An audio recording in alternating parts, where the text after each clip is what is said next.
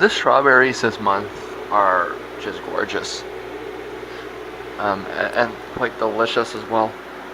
Some of them look like I'm not sure they look like red peppers. They're huge. Um, they're quite good. This is a nice treat after so long of them being subpar.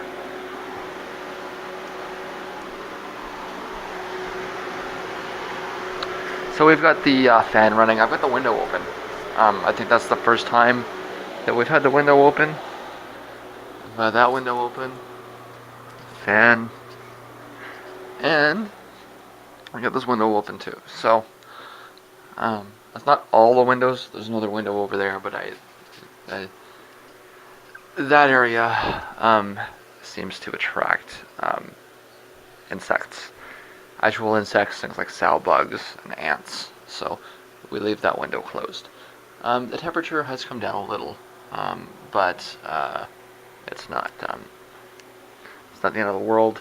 It's warm enough outside that we can keep the window open for a few hours and then turn the heat back on tonight.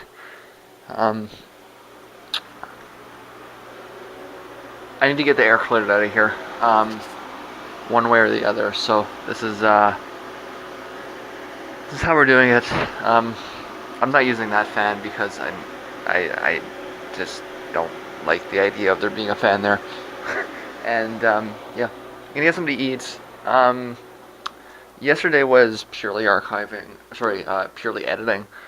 I'm not going to be doing. Oh, I had to catch up quite a bit with the whole Hillary thing, and etc. I had to do a lot of reading of things that I had just put aside.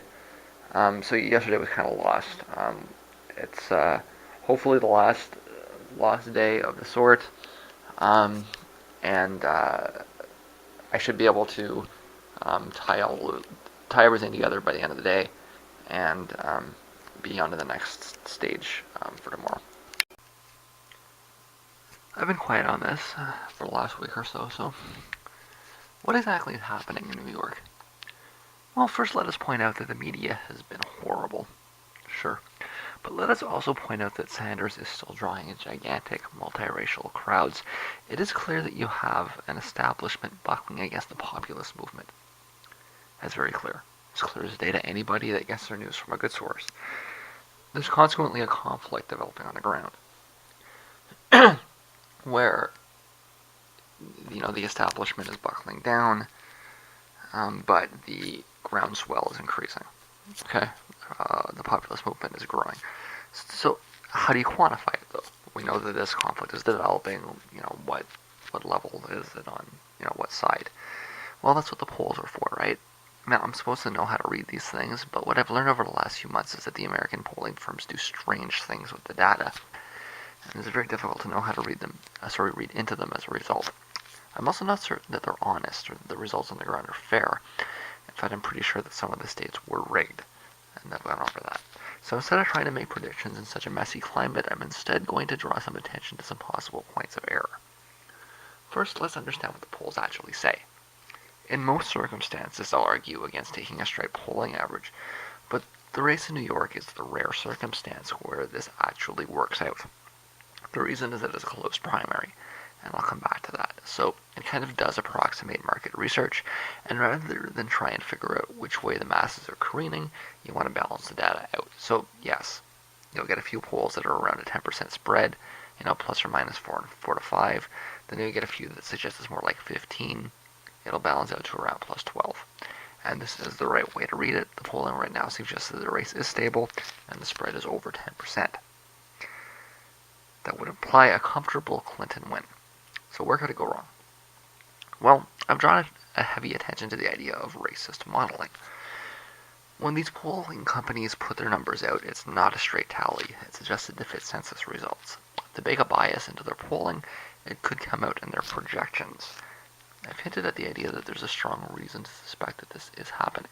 If so, the polling could be exaggerating Clinton's lead with minority groups and thereby exaggerating her lead altogether.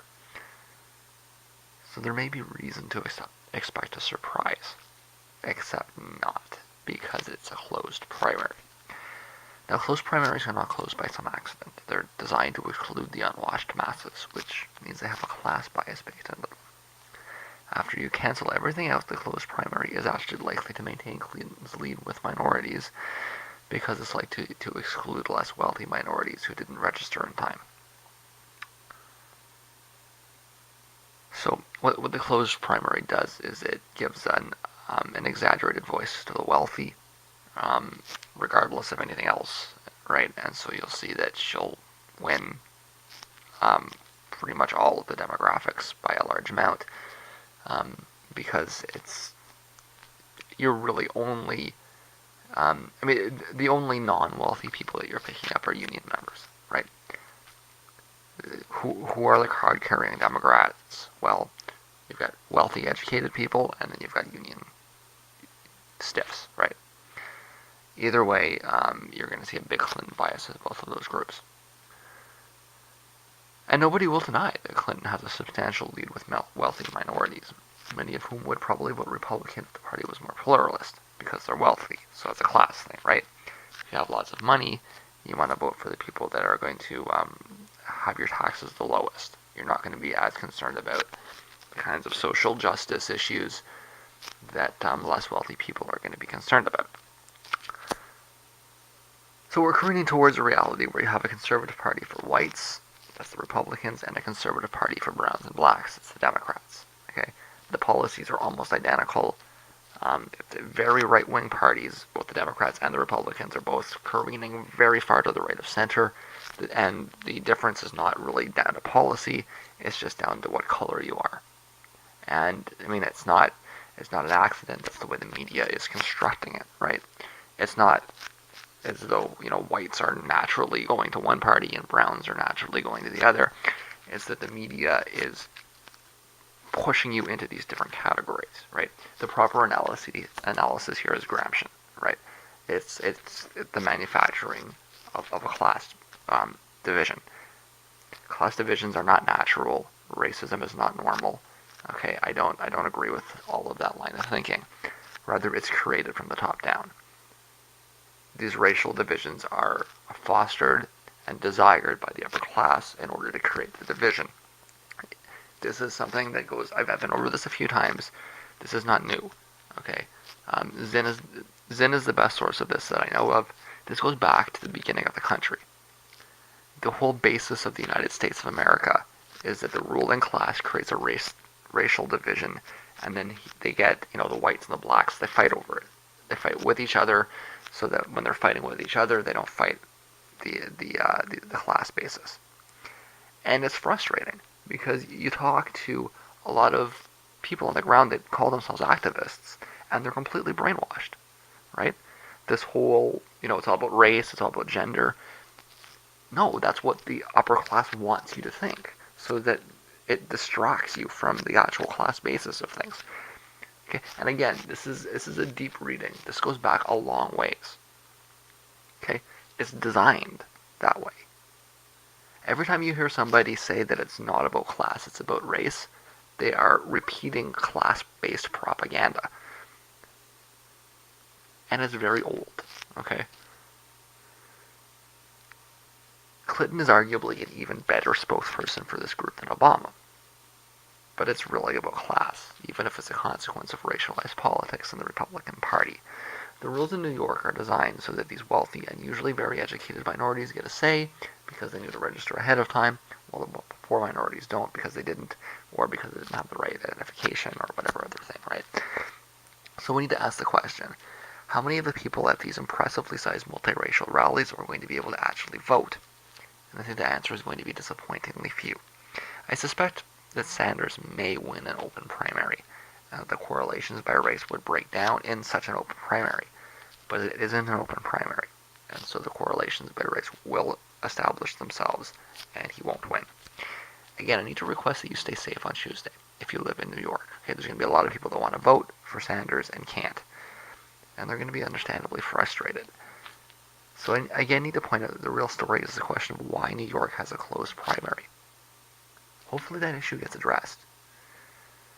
Clinton may not actually win, or at least she might not win an open tally of the popular vote, but you should expect her to win the official vote totals, and probably convincingly. What I'm getting at is that whatever the results actually say, it doesn't mean a lot because of the nature of the primary. Whatever media headlines you see throwing at you are largely going to be dishonest. And this isn't a sore loser type thing. I'm a Canadian. I don't really have a horse here. I'm just analyzing from a distance. And my analysis from a distance is that whatever happens in New York, it might make a big difference with the delegate math, but it's really not a convincing victory. There's not really any way that Clinton can win this convincingly. And the takeaway coming out of New York is less what the size of Clinton's victory is and more what the size of Sanders' rallies are. Because when you have a situation like this where it appears to anyone who's really paying attention that Sanders is actually winning, but that his supporters can't vote for him, the result is not a decisive victory or a convincing win.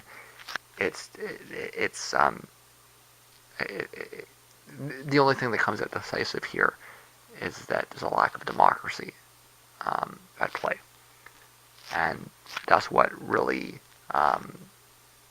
gets the attention drawn to, is that this isn't a fair win. And if you're looking at it from the Clinton side, you want to be equally upset, because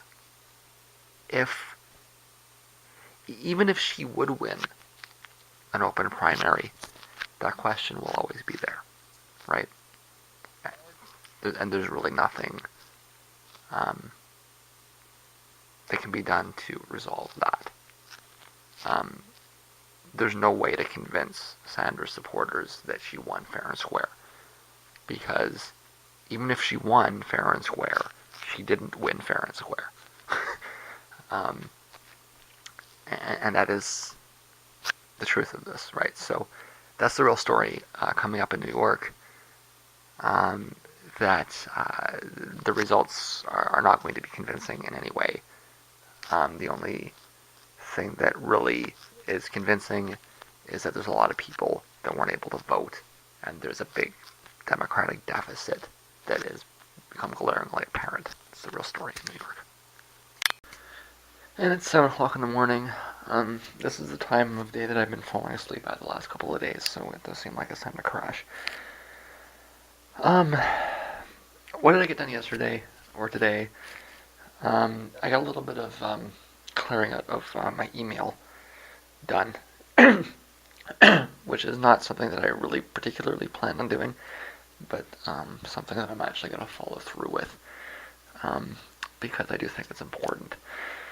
I'm going to give myself one more day of this, and I'm going to start cleaning on Tuesday, because I want to go to Detroit on Wednesday night. So I'm going to do this I'm going to do the email for one more day, and then I'm going to spend tomorrow doing cleaning, and then I'll hit the show on Wednesday, and then when I come back, I'll be back and doing what I was doing. Meaning that this computer will be coming out of here back into the other room, and I'll be doing it, setting up, working at it from there. It's just that, I mean, I'm not really... pulling the email off is not something that needs to be done immediately. That's not going to be... I'm not going to lose it, I don't think, anyways. And it can be transferred. I mean, it's not going to come up on the vlog for quite some time. It's more that I want to deal with it, sort of thing, because I don't have email like this anymore, kind of thing, right? It's email with my father, who's dead, friends that I don't speak with anymore, other family members that are estranged. So getting this out now means I don't have to look at it or think about it until it comes back up. And something that I'm going to want to do once I get that all together is at least put things in a nest, so that I can approach them when things come back up. The other thing is that I want to be awake when the temperature comes up a little. So I'm gonna get a couple hours worth of sleep now. The first half of the day was maybe a little bit more focused on editing than I wanted. The second half of the day was a little bit more productive.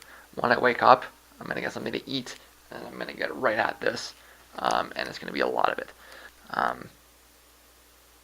I'm not gonna really focus too much on the primary. I know what's gonna happen already. So, I mean, unless there's a big surprise, it's pretty obvious what the outcome is gonna be.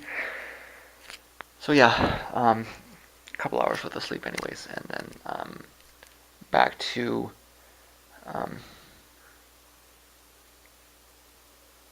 I've got a couple of different email addresses to clear out, but it shouldn't be long for any of them, and it does need to be cleared.